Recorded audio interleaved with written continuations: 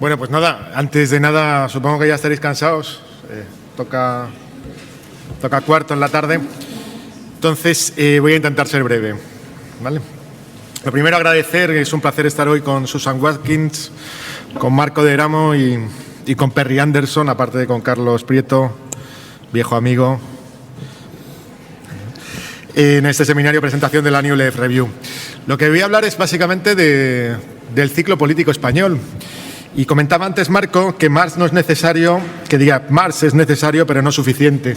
La cuestión muchas veces es que aquí, cuando hacemos análisis político en España, que es una anomalía, hasta hace poco lo hacía muy poquita gente, quedaba reducido prácticamente en una sociedad poco politizada, poco electrizada con la política, el marxismo estaba muy poco presente. Cuando digo el marxismo me refiero no solamente al Marx que tenemos muchas veces, claramente caricaturizado, Marx absolutamente determinista. El marxismo era poco utilizado, a día de hoy sigue siéndolo poco. Entonces, hoy no voy a hablar tanto de Podemos, del 15M, de la crisis política española actual. Desde luego no de sus aspectos más evidentes y más superficiales, porque entiendo que los conocemos todos, como del ciclo político largo, es decir, de lo que podríamos llamar la transición larga. La transición larga es la transición que podríamos decir que empieza en la crisis de los años 70 y nos lleva hasta hoy. En realidad estamos en una segunda crisis. Podríamos pensar que esta crisis es una crisis que es una posposición de la crisis de la transición, ¿no? Intentaré explicarlo un poco más adelante, ¿no? Hay un viejo concepto que procede del marxismo y que yo creo que deberíamos utilizar un poco más, que es el de formación social.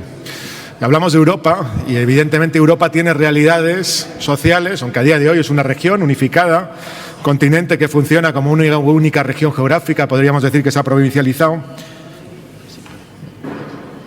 Deberíamos descubrir cómo las distintas singularidades, las distintas peculiaridades, las distintas formaciones sociales que la componen. Vale. Y en el caso español, pues podríamos decir que precisamente existe una formación social española, ¿no? Esta que corresponde a una determinada estructura de clases, corresponde a un determinado régimen político, corresponde a unos determinados modelos de regulación. Madre mía, cómo estamos. Del capitalismo, de los ciclos capitalistas dentro del país, ¿no?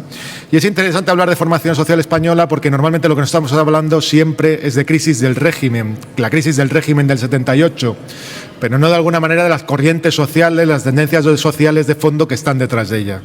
Por eso conviene utilizar. También voy a hablar de clases sociales, algo que se ha hecho en la mesa, pero que no está todavía incorporado a lo que sería el análisis político corriente.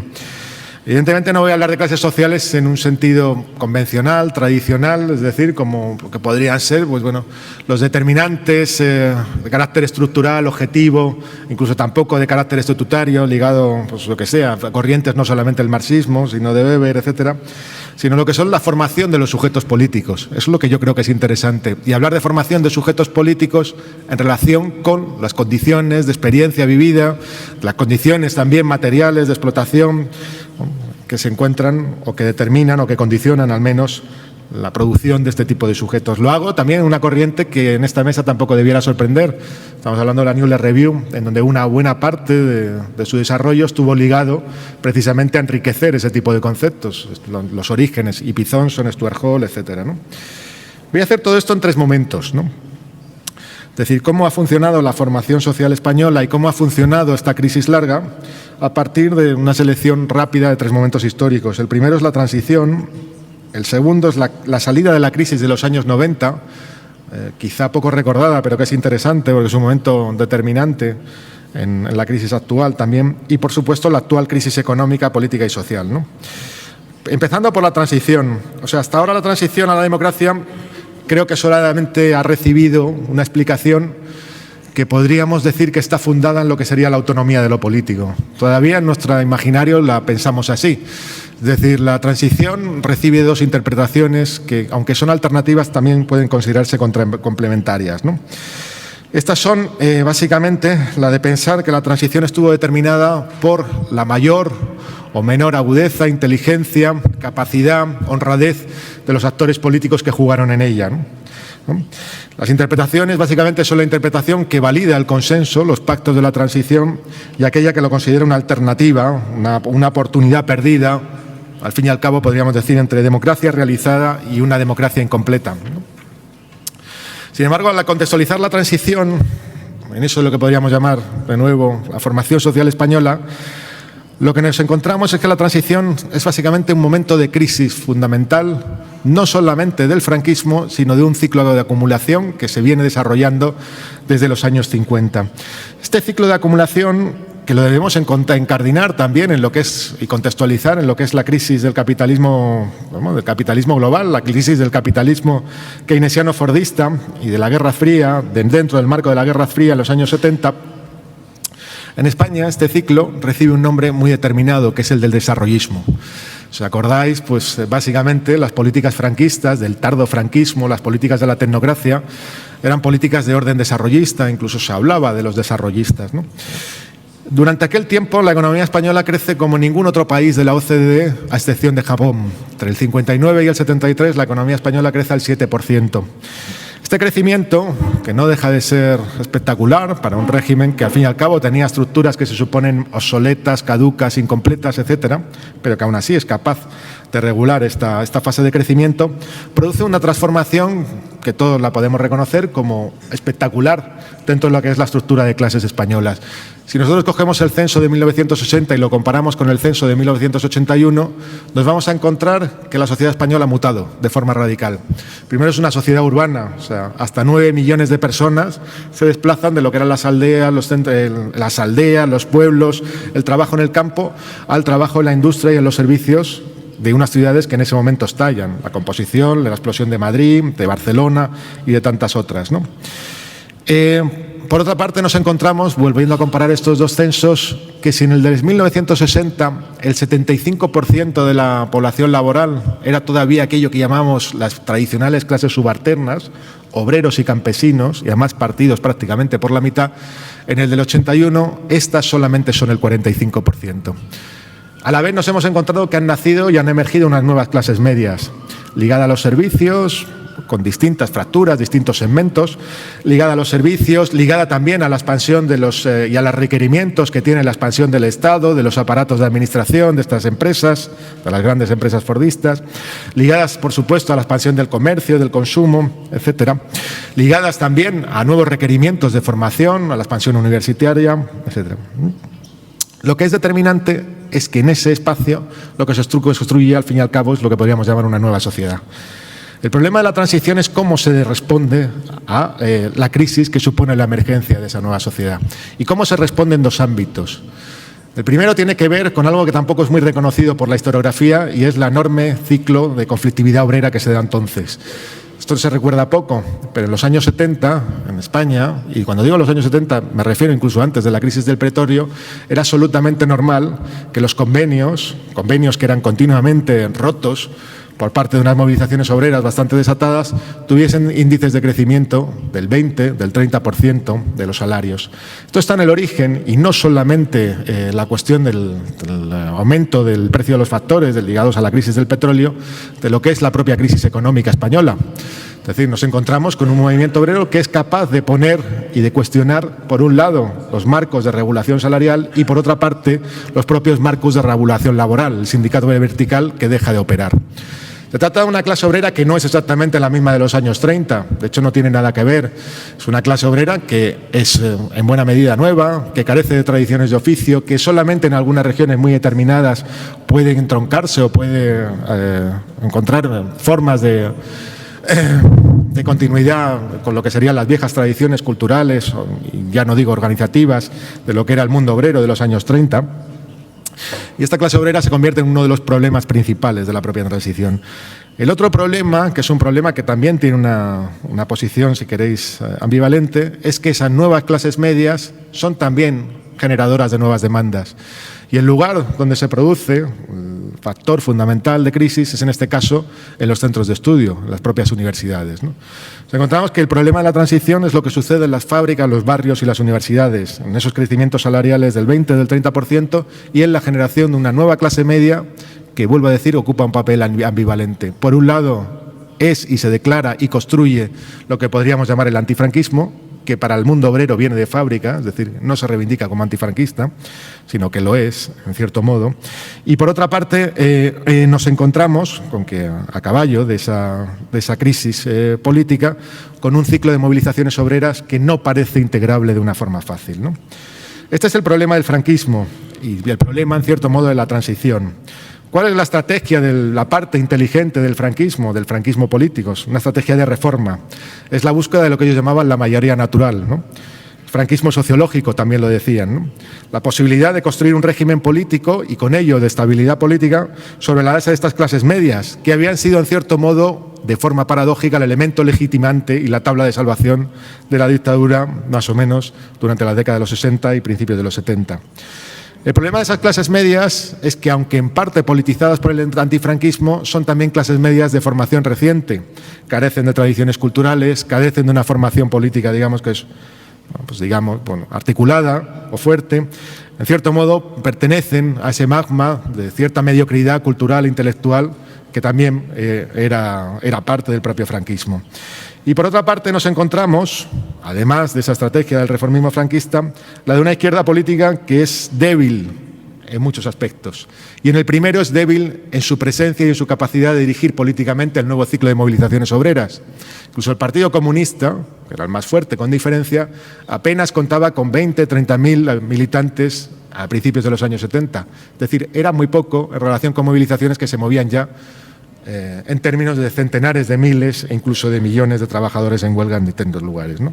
Esa asimetría entre la izquierda política y los nuevos movimientos sociales, que se puede ver o se puede ejemplificar en comisiones obreras, es lo que es uno de los elementos, yo creo que determinantes a la hora de pensar o de explicar la transición. Curiosamente, buena parte de esa izquierda lee políticamente y lee socialmente, algo que a día de hoy merece la pena recordar, lee la situación en términos de que el factor determinante en el cambio político no va a ser solamente esa clase obrera, sino fundamentalmente esas clases medias. El propio Partido Comunista lo establece así, la famosa alianza entre las fuerzas del trabajo y la cultura, que era al fin y al cabo una política de constitución de polos organizados dentro de esas clases medias, de los intelectuales, entre los profesionales, etcétera. En definitiva, la transición se escenifica entre tres fuerzas, ¿no? En este campo de fuerzas que hemos establecido: un movimiento obrero, desbordado, autónomo, con unas inercias y con una capacidad de generar crisis en términos económicos y en términos institucionales, pero con muy poca capacidad de generar un modelo político alternativo. Por otro lado, una estrategia que podríamos llamar la estrategia del reformismo franquista y, por último, lo que sería la izquierda política, que se mueve precisamente en ese campo, muchas veces en el cual se la considera que tiene una legitimidad fuerte, pero no una capacidad de articulación política en términos sociales, capilares, suficiente. El resultado, al fin y al cabo, son los pactos, el reformismo entre la izquierda política y lo que es el reformismo franquista, y la anulación de lo que sería ese elemento más ingobernable que lo encontramos en el ciclo político, en el ciclo del movimiento obrero, en el ciclo de movilizaciones de fábrica. En este momento, y esto se puede verificar claramente en que la prioridad absoluta de la transición es cerrar cuanto antes algún modelo de gestión laboral. Son los famosos pactos de la Moncloa, que se firman en octubre del 77, bastante antes de que se aprobase finalmente la Constitución, ¿no?, del 78. En cualquier caso, en ese campo de fuerzas, como he dicho, lo que se dibuja en el pacto es que el elemento que va a dar estabilidad al nuevo régimen, el bloque, va a ser el mismo que constituye el bloque social del tardofranquismo. Es decir, una alianza entre lo que podríamos llamar los sectores oligárquicos, que van a no estar tocados, no van a ser cuestionados durante el propio proceso de cambio político, y lo que serían esas nuevas clases medias emergentes que en ese momento tenían niveles de acceso al consumo y niveles de expectativas de crecimiento salarial y de crecimiento de adquisitivo en el nivel de vida pues más o menos sólidos, ¿no? Esto no quiere decir, obviamente, que durante la transición no hubiese procesos de democratización. Los hubo en muchísimos campos. En el espacio cultural, lo hubo también a caballo de lo que serían las propias movilizaciones obreras, lo hubo también en términos de adquisición de la conquista de libertades, derechos, etcétera, que quedaron todos ellos reflejados en la Constitución. Pero en términos de proyecto social, la democracia realmente, yo creo que esta es la afirmación provocadora, no fue mucho más allá de lo que fue el tardofranquismo. Es decir, la democracia se basó, curiosamente, en los mismos principios. Modernización, promesa de crecimiento, un estado de bienestar que ya había puesto en los pilares el franquismo, que iba a ser necesariamente débil y que además siempre ha estado basado en la protección o en las garantías o en otorgar garantías a esos sectores medios. O sea, es una de las cuestiones que tenemos siempre que cuestionarnos. El estado de bienestar español no solamente no tiene una seguridad social que es universal, no solamente, por ejemplo, es uno de los poquitos estados, uno de los poquitos regímenes es uno de los poquitos estados que ha establecido un sistema educativo absolutamente dual, es decir, donde nos encontramos que no se está en la enseñanza pública, sino que existe también una enseñanza de educación concertada, donde existen regímenes especiales en la propia seguridad social, como por ejemplo es el caso de los funcionarios o el caso de las amas de lo que sería el trabajo doméstico, que son precisamente elementos de garantía, básicamente, de la reproducción de esas clases medias, ¿no? Esta resolución de la transición se solventó o se resolvió, valga la redundancia, a través del fracaso político de otra serie de proyectos que estaban en liza. Me refiero, por ejemplo, a lo que podía representar la izquierda comunista, lo que pudo representar determinadas áreas del movimiento obrero, etcétera. Pero en cualquier caso, la paradoja de la transición es que no solamente hubo una derrota política de estos sectores, sino una derrota que yo consideraría como más profunda. Y es que al destruirse el propio campo de la centralidad obrera, fue la propia clase obrera la que resultó finalmente destruida. Esto es un fenómeno que yo creo que se puede observar en prácticamente toda Europa, pero que en el caso español es más agudo, si se quiere. Y la razón fundamental es que dentro de lo que era el fordismo español, que era ya de por sí bastante atípico, es decir, con una preponderancia del sector financiero, que incluso aunque adoptemos los modelos del viejo capitalismo monopolista de Estado, era aún mayor que lo que se producía en otros países europeos, con una preponderancia del sector turístico e inmobiliario también mayor que lo que se producía en otros países europeos. Lo que nos vamos a encontrar es, a partir de los años 80, es un fenómeno puro y duro de desindustrialización. Esto es lo que desencadena es la crisis social que se conoce a partir de los años 70 y que en el imaginario está señalada con fenómenos como la heroína, el fenómeno kinky, el fenómeno del desempleo masivo, el fenómeno de la desestructuración de lo que habían sido las viejas comunidades obreras, ¿no? Curiosamente, este hecho de la destrucción de la clase obrera, entendiendo como sujeto político a la clase obrera, no afecta de una forma equivalente a lo que sería la parte central de ese bloque social del tardofranquismo, que son las clases medias.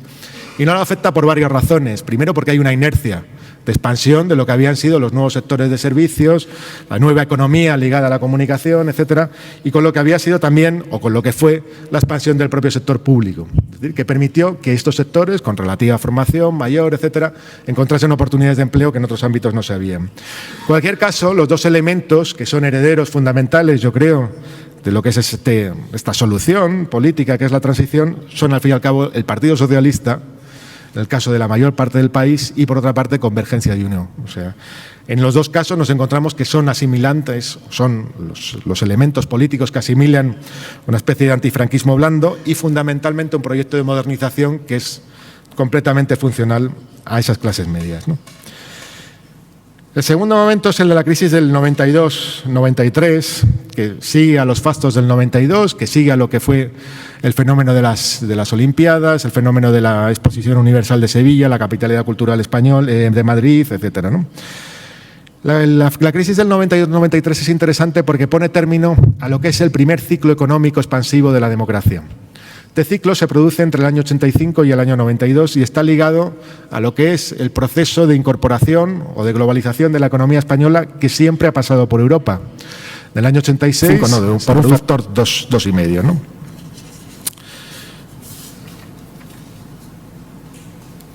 Lo que se ejemplifica esta crisis son varias cuestiones o varias tendencias de modificación de orden profundo de lo que sería esta formación social española. La primera y más fundamental es que el ciclo de acumulación refuerza o de alguna manera premia algunos de los rasgos anómalos del capitalismo español previo. En concreto, esta especialización en el turismo, en el inmobiliario, en las finanzas, que se convierten además en los únicos sectores que son de reserva del capitalismo familiar español. Es decir, en el año 85, 86, 87... 84 también, se vende prácticamente todos los sectores productivos españoles. Se vende el sector público, se venden las empresas señeras, como pueden ser la SEAT, todas las empresas que se supone que funcionaban, se venden buena parte de lo que sería el sector farmacéutico, alimentario, etcétera, se venden a multinacionales, pues básicamente italianas, alemanas, francesas. Sin embargo, estos tres sectores, que van a ser los tres sectores pujantes durante ese ciclo inmobiliario, se convierten en la gran reserva de lo que es la oligarquía española, ¿no? Por otra parte, y esto yo creo que es un elemento fundamental, la clase obrera, es decir, los sectores sociales o los segmentos laborales ligados a lo que sería la vieja industria, hacen su última aparición, el último canto del cisne. Es el último intento de generar una gran movilización masiva, que es la huelga general del año 88. Pero lo hacen de una manera en la cual ya están completamente en retroceso. No solamente porque se han desarmado buena parte de las viejas industrias, sino porque además el elemento desencadenante de esa huelga no son los sectores industriales, sino es otro ciclo que se produce justamente en los servicios, que se producen lo que podríamos llamar las tendencias, no voy a decir seculares, pero sí las tendencias largas de crisis de esas clases medias que venían del tardofranquismo.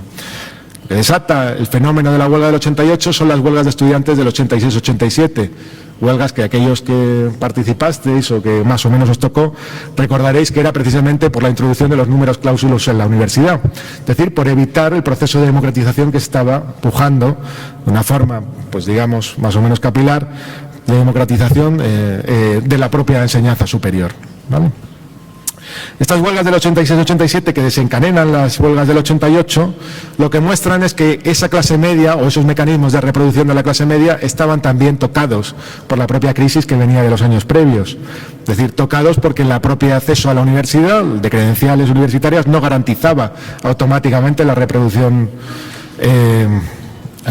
de clase, tocados también porque había un proceso incipiente de proletarización de lo que serían esas profesiones, tocados en definitiva también porque había una tendencia que entonces comenzaba al deterioro de los propios salarios, ¿no?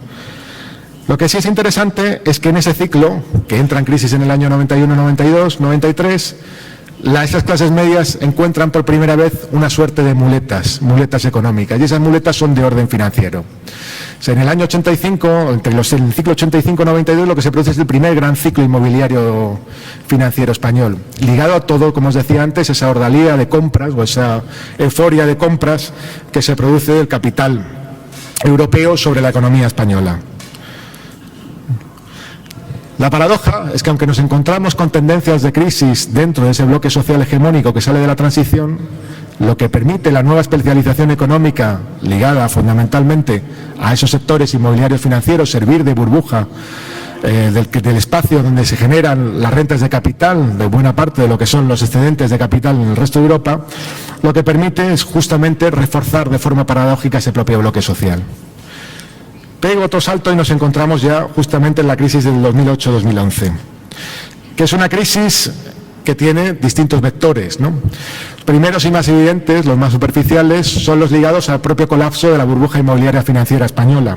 Es decir, nos encontramos que a partir de 2008 hay elementos, en realidad de 2006, hay elementos que muestran el sobrecalentamiento de lo que había sido el ciclo inmobiliario más agudo o más profundo, o de mayor envergadura de todo el planeta. O sea, un ciclo inmobiliario donde el precio de la vivienda, en términos medios, se multiplica por 3 y donde el parque inmobiliario crece en un 20 y tantos % en apenas 12 o 13 años, ¿no? Por otra parte, la propia crisis o el propio colapso de la burbuja inmobiliaria financiera española se produce justo en el momento en que está colapsando el propio ciclo inmobiliario a nivel global. En este caso, con lo que sería la crisis de las subprime, lo que sería la crisis del mercado estadounidense, lo que sería el colapso de los grandes bancos de inversión estadounidenses, ¿no? Lo que parece que se produce entonces es un golpe, digamos, que parece definitivo a lo que había sido la especialización española y con ello la base económica del ciclo de acumulación del propio régimen político español, ¿no? La economía española en ese momento parece que se detiene y rápidamente las tasas de paro, primero en la construcción, luego en la industria y luego en todos los servicios al consumo, pues se disparan. un 10, un 12, un 13, un 14, así hasta llegar a la situación de más o menos el año 2011, donde alcanzan el 20%. En términos de lo que pasaría de lo que Robert Brenner ha llamado que el keynesianismo de precios de activos, lo que se produce es un fenómeno de inversión total de lo que había sido el efecto riqueza. Estamos en un fenómeno de efecto pobreza total, ¿no?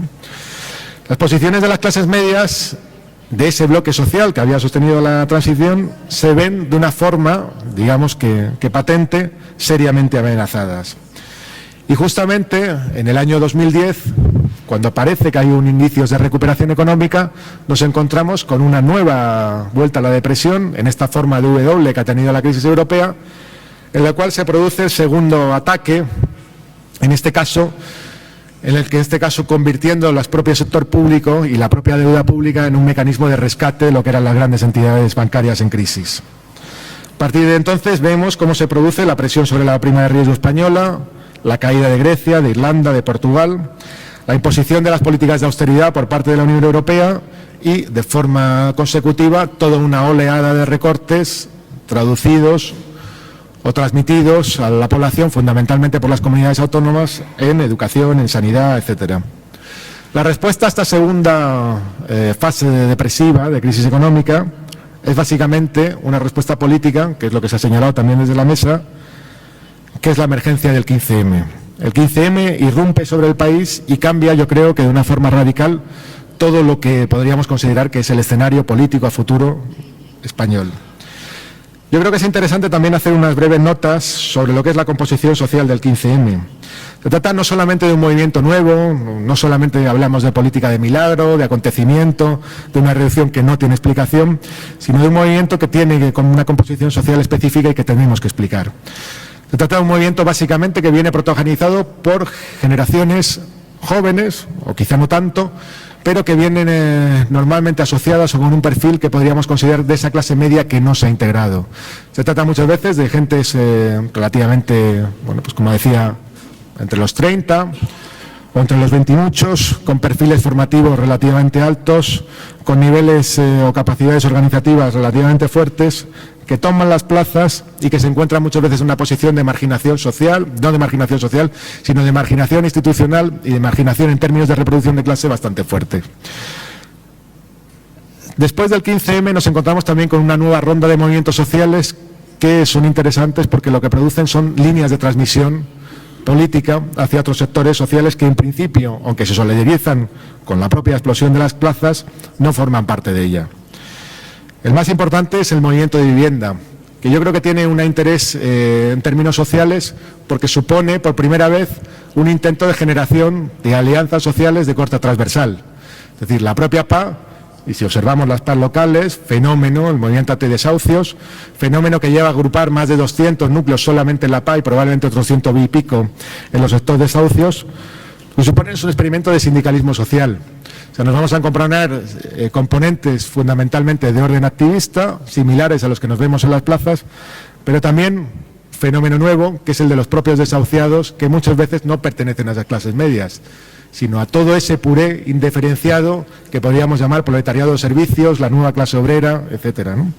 Entonces, fenómenos nuevos, fenómenos de alianza social. Y por otra parte nos encontramos con el propio proceso de las mareas, que ya no son propiamente tampoco la generación 15M, sino muchas veces sus propios padres, aquellos que en su momento protagonizaron la expansión del estado del bienestar, profesionales de la salud, profesionales de la educación, etcétera. Yo creo que si no se entiende básicamente esto es lo que podríamos llamar la composición social de los movimientos 15M y post-15M, es difícil entender por qué tuvieron ese impacto tan brutal y por qué luego pudieron dar lugar al fenómeno Podemos, ¿no? Por otra parte, y en el campo de las élites, lo que se producen es un fenómeno clásico de desnudamiento de lo que habían sido las alianzas que habían mantenido o que se habían mantenido durante los años buenos, los años de bonanza, de crecimiento económico fuerte. ¿De qué estamos hablando? Pues estamos hablando de la explosión de casos de corrupción que siempre, o de forma prácticamente universal, nos lo vamos a encontrar ligados a las tramas inmobiliarias, es decir, a las tramas clientelares que a nivel local o regional mantenían lo que era el reparto, la redistribución, vamos a llamarlo rentas, plusvalías mafiosas que producía el propio ciclo inmobiliario. Y por otro lado, a nivel territorial, cosa que no nos podemos entender aquí, es la propia crisis catalana, en la cual, yo entiendo, podemos hacer lecturas diferentes, las élites catalanas tienen un papel protagonista, es decir, aprovechan un fenómeno de quiebra del bloque social catalán, de quiebra de sus propias clases medias, para salvar la propia crisis política de representación que tenían esas élites catalanas. Llegamos así, yo creo que hacia el verano de 2012, que diría que es el punto máximo de crisis de régimen, de crisis de gobernabilidad total. Momento de las famosas manifestaciones de funcionarios, de los sabotajes policiales, de que parece que hay un momento incluso que se puede caer todo, ¿no? Aunque luego evidentemente no se cae. Cuestión es que a partir de entonces entramos en una fase, después de toda esta explosión de movimientos sociales, las cuales, en términos metafóricos, se recogía con el famoso techo de cristal de los movimientos. Es decir, estamos frente a un enemigo en términos institucionales, que muchas veces tenía muy poco margen de acción, porque el mando era fundamentalmente europeo y nos enfrentábamos básicamente a las capacidades de gobierno de las comunidades autónomas, y que no se podía simplemente vencer a través de una estrategia de movilización. Desde 2012, finales de 2012, es evidente para muchos segmentos que hay que lanzar algún tipo de iniciativa política. No se sabe si electoral o no. El resultado, finalmente, yo creo que es Podemos. Y Podemos yo creo que tiene tres virtualidades positivas. La primera es que da una salida política, una dinámica de movilización donde parecía que esa salida no iba a ser fácil de encontrarla. Desde luego no en el campo político establecido, no en las izquierdas establecidas, ¿no? La segunda es que encuentra un vacío político, digamos un nicho electoral muchísimo más fuerte y muchísimo más amplio del que en principio parecía, y que el 15M ya había descubierto y había trazado con esa lógica de los propios movimientos que habían surgido a raíz del mismo, con esos fenómenos de alianza social que he intentado describir un poco antes. Y la tercera es que expresaba ya en términos políticos la capacidad de generar una ruptura constituyente. Una ruptura constituyente en términos de lo que había sido el régimen político que nace en los pactos de la transición con el 78. Sobre los problemas que pueda encontrar Podemos ahora no entro porque no creo que es el fenómeno, no creo que sea el motivo o el tema del debate. Pero lo que sí me interesaría, y ya con esto concluyo, no me extiendo más, es hablar o dar 3 o 4 pinceladas de lo que puede ser la continuación de este ciclo largo y los retos que plantea el cambio político hoy. No sé si me explico. No solamente en relación con Podemos, sino con lo que pueda suceder en los próximos 3, 4, 5, incluso 10 años, ¿no? El primero y determinante, que el otro día también lo señalaba Brenner, es que es de probable o más que plausible estancamiento económico. Él mostraba unas tablas ayer en las cuales veíamos cómo en los distintos países occidentales la tasa de crecimiento se ha ido deteriorando prácticamente lustro a lustro hasta llegar prácticamente a unos niveles cero, ¿no? A nivel europeo, y también lo ha señalado antes Perry Anderson o Susan Watkins, nos encontramos básicamente en que estamos en una situación dentro de lo que serían las decisiones que tiene que tomar el capitalismo europeo, en la cual no hay una posible balance entre lo que serían las necesidades de crecimiento y las necesidades también de generar dinámicas de acumulación que a día de hoy solo se tienen por la vía extractiva, por la vía financiera, ¿no? Por lo tanto, un escenario probable de estancamiento. Por otra parte, lo que nos encontramos en ese ciclo largo es que la propia crisis de las clases medias no se va a resolver, incluso aunque haya un cambio político. Es decir, ligado a ese estancamiento económico, no hay o no parece que haya modelos de crecimiento económico alternativos que permitan recomposiciones, por lo menos suficientes, consistentes, de un nuevo bloque social que otorgue paz, que otorgue estabilidad política, ¿no? Por otra parte, y ya a nivel de lo que sería a nivel interno, a nivel español, a nivel territorial fundamentalmente, nos encontramos que el pacto entre las distintas élites a día de hoy no está resuelto. Es decir, lo vemos en el caso catalán y lo vemos también en las dificultades que se encuentran a la hora, tanto lo que serían los pools mediáticos como los propios partidos, de encontrar una vía de reforma suficiente, capaz, clara, etcétera. Aunque se haya avanzado en este último año un recorrido que yo creo que a muchos nos ha sorprendido y que tendríamos que quitarnos ya la idea o la típica minusvalorización de lo que es la propia inteligencia de las élites políticas y mediáticas españolas, ¿no? Tomando en cuenta estas tres cuestiones, yo creo que hay una serie de alternativas que creo que nos pueden interesar. La primera es que el cambio político en España yo creo que bascula entre dos posiciones.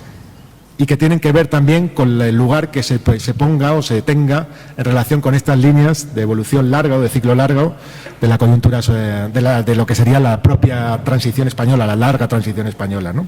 La evolución de esa formación social. La primera tiene que ver con una simple reforma constitucional.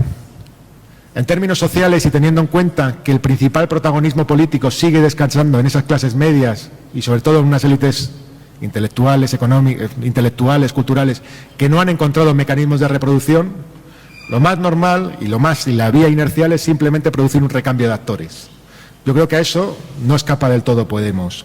Esto podría resolverse, evidentemente, con el establecimiento de un régimen nuevo, que podría tener una forma republicana, también con el hecho de que se podría establecer algún tipo de nuevo arreglo territorial y con la introducción de una nueva constituyente, una nueva reforma constitucional que introdujera algunos elementos sociales más o menos perfilados, más o menos matizados. La segunda alternativa, que se mueve en términos no solamente de constitución formal, sino de constitución material, entraña una serie de problemas y una serie de trabajos que a día de hoy solamente están en la agenda prácticamente marcados, pero no desarrollados. Que es, por un lado, pensar de nuevo la coyuntura en términos de formación de sujetos políticos que sean sólidos, es decir, en términos de formación de clase. Esto entrañaría, yo creo, que dos cuestiones fundamentales o dos trabajos fundamentales. La primera, pensar la crisis de las clases medias como una posibilidad en términos de constitución de un sujeto político. Es decir, a día de hoy prácticamente los movimientos sociales que se han producido en los últimos 20 años en España no se pueden entender si no es a través de esos fenómenos de precarización y de autoorganización de esos nuevos sujetos sociales que no han entrado de una forma evidente como lo que serían las nuevas élites culturales, políticas y sociales del país. La otra cuestión fundamental es que sucede precisamente con esos segmentos sociales que no están o que no están integrados y que a día de hoy se mantienen como una incógnita política, que es precisamente todo ese puré que es absolutamente complejo y que no podemos reducir simplemente a lo que sería la vieja clase obrera, pero que forman al fin y al cabo esos segmentos que no son integrables dentro de lo que llamamos las clases medias. ¿A qué me estoy refiriendo? No solamente a la inmigración, sino todo ese proletariado de servicios que, por ejemplo, en el caso español y en el sistema educativo se ve muy claramente, que es básicamente que el 40% de la población estudiantil o no titula la ESO o simplemente la titula y nada más, la educación secundaria obligatoria. Eso en términos políticos que se intenta captar ahora mismo con estrategias de voto, si no se articula en términos sociales, en términos organizativos, en términos políticos de forma consistente, podremos que decir que a largo plazo seguirá siendo una variable que podrá optar por soluciones de corte populista ahora mismo. Populista, no me refiero de populista de Podemos, sino populista de derechas, pues ahora mismo no pensadas. Yo creo que lo voy a dejar aquí y bueno, eso es todo. Espero que sirva un poco para estimular el debate.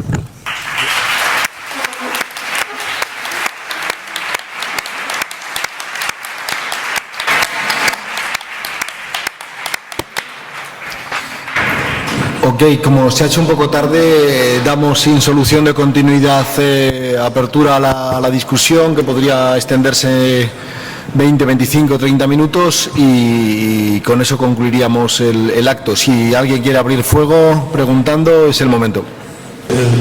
Caracterizar y definir los movimientos antisistémicos, sobre todo de izquierda, sí. Yo creo que no se ha matizado muy bien en cuanto a la experiencia aquí del Estado español. El 15M sí llevaba esas aspiraciones antisistémicas, sí, pero a la hora de aparecer Podemos ya las cosas han cambiado. Entonces allí hay que intentar matizar mejor.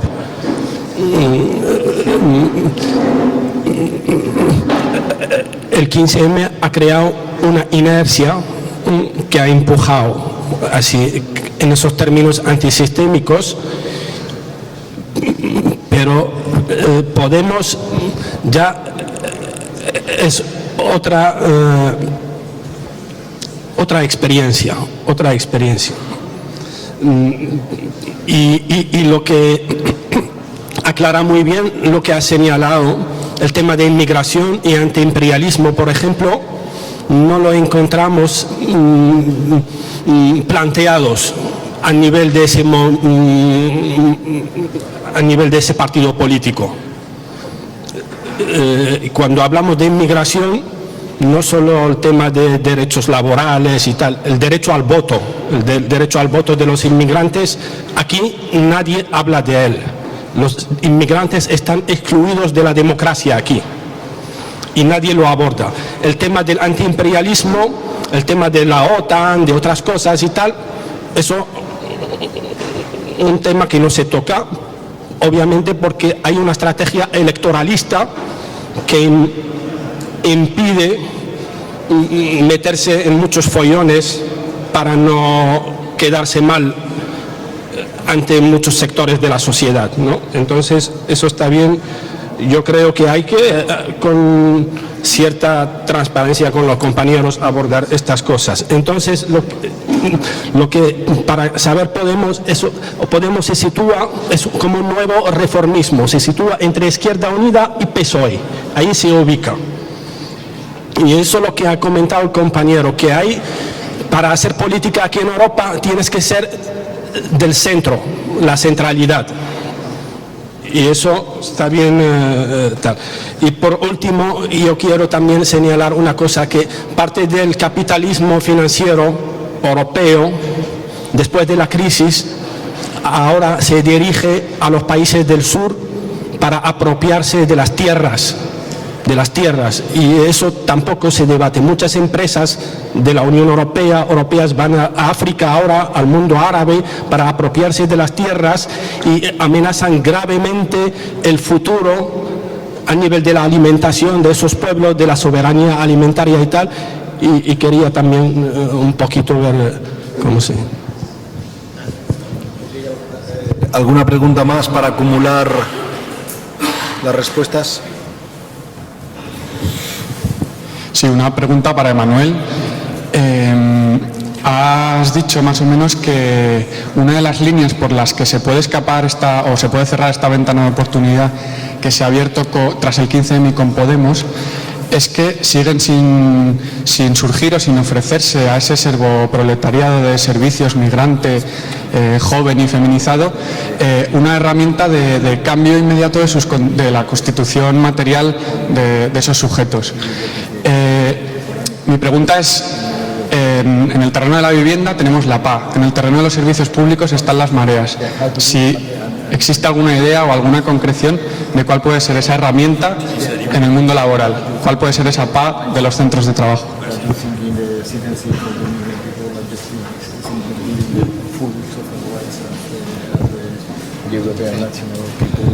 Una pregunta, Perry Anderson. Yo creo que se planteó muy bien el límite del programa, si asumimos que es correcta la definición de que hay una vertiente de derecha y una vertiente de izquierda antisistémica, el límite del programa de los movimientos de izquierda antisistémica de no proponerse una alternativa anticapitalista. Ahora, me genera una inquietud la lectura que hace Anderson sobre la necesidad de entablar un diálogo con la derecha, no considerándolos como el enemigo principal, porque si es una lectura en un plazo inmediato puede ser discutible, pero si es una lectura estratégica yo le veo un problema. Porque lo que no encontré en la definición que hace Perry Anderson es una diferenciación entre el fenómeno político y la base social que influye y la estrategia de sus direcciones. Caso del fenómeno de Marine Le Pen o de cualquiera de los fenómenos eurófobos, incluyendo las variantes fascistas o fascistizantes al estilo de Aurora Dorada. Hasta el final, planteando que el límite de no sostener una orientación anticapitalista y radical le impide horadar la base social que está abarcando la derecha o la ultraderecha. Esa es la pregunta.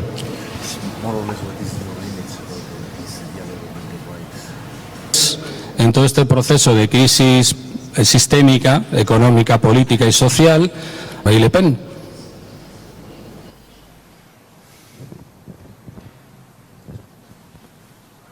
Jaime. Anderson, que claro, cuando ha distinguido los temas de movimientos antisistémicos de derecha y movimientos antisistémicos de izquierda, uno claro era la inmigración, ¿no? Pero luego en su exposición ha hablado de la necesidad de tener en cuenta el tema de la inmigración, que hubiera un diálogo, un debate sobre este tema, ¿no? Entonces, no he entendido yo muy bien qué plantea para los movimientos antisistémicos de izquierda, por así decirlo, una actitud de denuncia.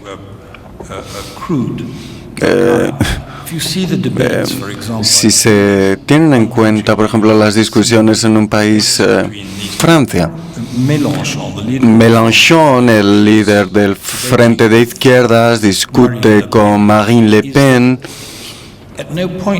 En ningún momento, por así decirlo, en el lugar de sus propios argumentos y demostrar su inconsistencia, sencillamente la trata como si fuera un paria político, es decir, el comportamiento que utiliza el propio establishment francés. Y así, a mi modo de ver, eso es contraproducente. Estar dispuesta a debatir fuerte y rigurosamente con los movimientos antisistémicos de derecha.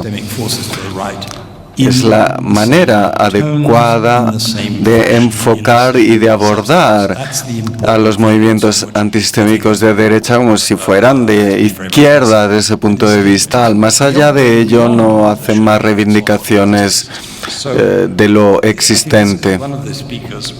Uno de los intervinientes habló